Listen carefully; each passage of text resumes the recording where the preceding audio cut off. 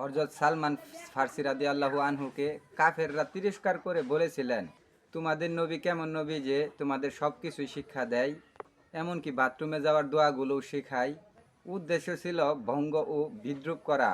এত সামান্য ও তুচ্ছ জিনিস কি শেখানোর জিনিস? কাফেররা তিরস্কার করলে সালমান ফার্সি রাদিয়াল্লাহু আনহু অত্যন্ত গর্বের সাথে বলেন, হে আমাদের নবী, আমাদেরকে এগুলো শিখান।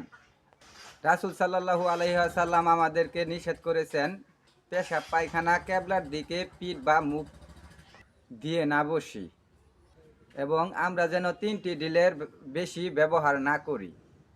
তিনটির বেশি ব্যবহার করতে পারবো, কিন্তু তিনটির যেন কম কুলুপ না ব্যবহার করি, এবং গরুর গোবর ও হাড্ডি দিয়েও যেন ইস্তেঞ্জা না করি। সহি মুসলিমের হাদিস।